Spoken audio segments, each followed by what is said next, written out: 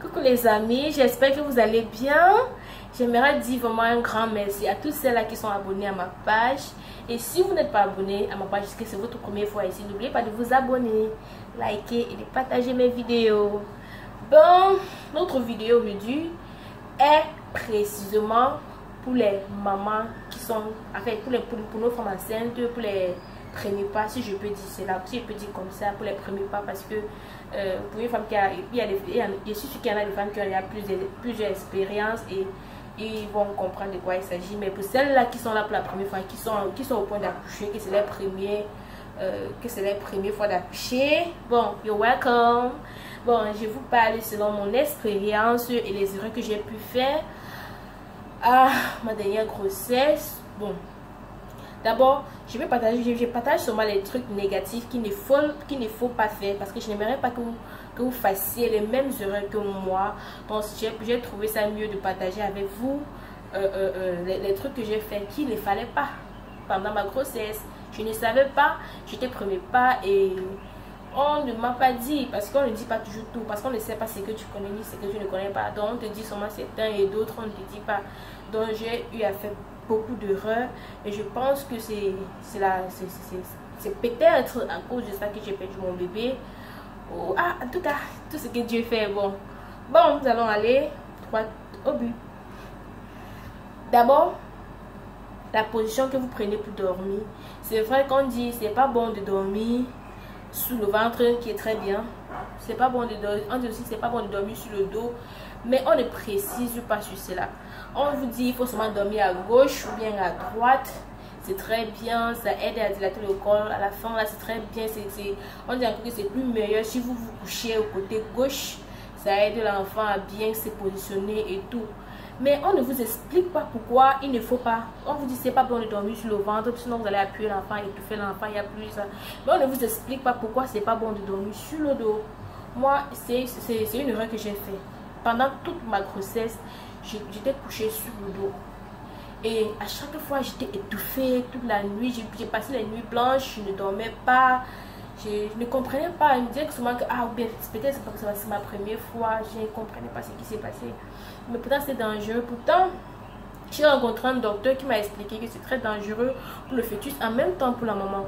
Non seulement ça bloque ta respiration, ça ralentit aussi l'enfant, ça ralentit l'enfant, ça ralentit la respiration de l'enfant. C'est pour ça que vous entendez que souvent il y a des femmes qui sont allées à table, arrivant, que l'enfant n'arrive pas à sortir, l'enfant a perdu la respiration, donc l'enfant on va faire le monitoring, pardon. C'est pour ça que vous voyez la plupart des femmes, quand elles partent faire le monitoring, on dit le cœur de l'enfant ne bat pas bien, ça ralentit, ceci, cela, c'est dû à cela. C'est très dangereux de dormir sur le dos. Je sais que certains dorment, ils réussissent, mais chacun a son corps. Comme tu ne connais pas encore ton corps, c'est mieux de respecter les normes. C'est mieux de dormir à gauche et à droite. C'est difficile, mais c'est pour ton bébé. Tu fais tout ça pour ton bébé, donc tu dois te sacrifier et te coucher du côté gauche ou du côté droit. Et c'est vrai que de temps en temps, quand tu auras trop mal, tu vas essayer de te relaxer sur ton dos. Oui, c'est possible, mais pas que passer tout un trimestre ou bien tous les 9 mois en te couchant sur le dos. C'est dangereux. C'est dangereux pour moi. On m'a dit que c'était pas bon. Il ne fallait pas que je fasse cela. Parce qu'à chaque fois, je me rappelle bien, quand je partais pour ma dernière trimestre à l'hôpital, quand on me faisait le monitoring, j'ai duré tellement. On me disait, mais l'enfant, l'enfant de son cœur ne bat pas bien, tout ça là. Je ne comprenais pas. Je dis, bon, peut-être l'enfant est fatigué, il va sortir. Je ne comprenais rien du tout. On voyait que son cœur ralentissait, ça battait, mais pas aussi comme il faut. Vous voyez, donc c'est mieux d'éviter. Je sais que certaines femmes ont dormi comme ça, ils n'ont pas eu de problème jusqu'à la fin, ils ont bien accouché, mais d'autres ont eu les mêmes cas que moi. Donc c'est mieux d'éviter cela. Merci. Et deuxième chose, vous voyez, on dit souvent à la fin de votre grossesse, c'est bien de prendre le miel. Le miel va aider l'enfant ça va aider à dilater ton col. Tu vas bien accoucher. Faites très attention à ce que vous consommez. Faites très attention parce que moi, on m'a dit, il y a un moment qui m'a dit, tu as 8 mois, tu vas commencer à prendre le miel. C'est comment? Et qui? Elle dit que non, le miel n'est pas bien seulement quand c'est au début. Quand tu prends le miel au début, c'est vrai, ça peut te faire avorter. Mais quand tu es à la fin, comme ça, il faut consommer le miel. Moi, j'ai consommé le miel. J'ai commencé à consommer parce que je voulais bien accoucher. Même ma grande surprise, quand je suis arrivée un jour, peut-être j'ai expliqué à sa docteur, elle m'a dit quoi? C'est dangereux. Je mets l'enfant à risque. Donc, ne faites pas cela. Ça c'est une autre erreur que moi, j'ai fait. Ne faites pas cela. Autre chose, arrangez-vous, quand vous êtes à votre 8e mois, arrangez-vous à faire beaucoup d'exercices et beaucoup prier aussi pour votre bébé. Parlez à votre bébé, un truc que il faut parler. Les enfants écoutent. Quand tu dis, ouais, mon bébé, je veux que tu sois comme ça, comme ça, comme ça, les enfants t'écoutent. Arrangez-vous à beaucoup parler, à faire des petits exercices. Pas porter les choses lourdes, bien faire des exercices trop fort là.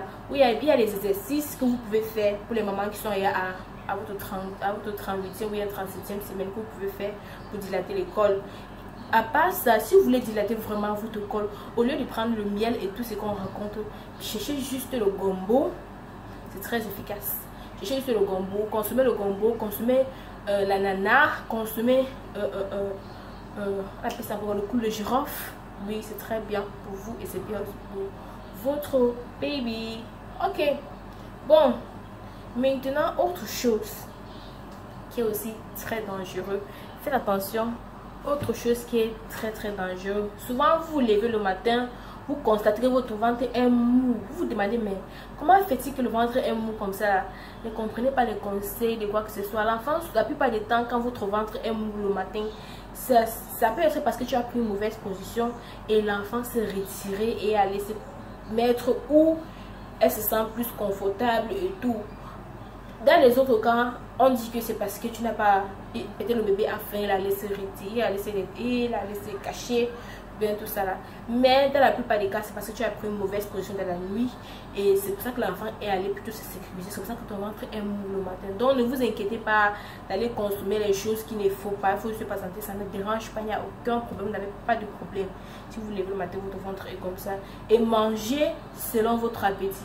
Et c'est très important le repas du matin. Si vous êtes maman premier pas, arrangez-vous. Si vous n'êtes pas du genre qui mange beaucoup, arrangez-vous au moins de manger le matin. Vous voyez? Et évitez les cafés, évitez le thé, évitez tout cela. Ce qui est sur le docteur vous dit déjà tout cela. Faire l'exercice et bien se reposer. Et autre chose, n'oubliez pas, si vous n'aimez pas trop marcher, vous pouvez marcher 30 minutes par jour. Vous pouvez vous lever, vous faire le sport, vous marcher d'un endroit à l'autre, 30 minutes par jour, ça va vous aider beaucoup.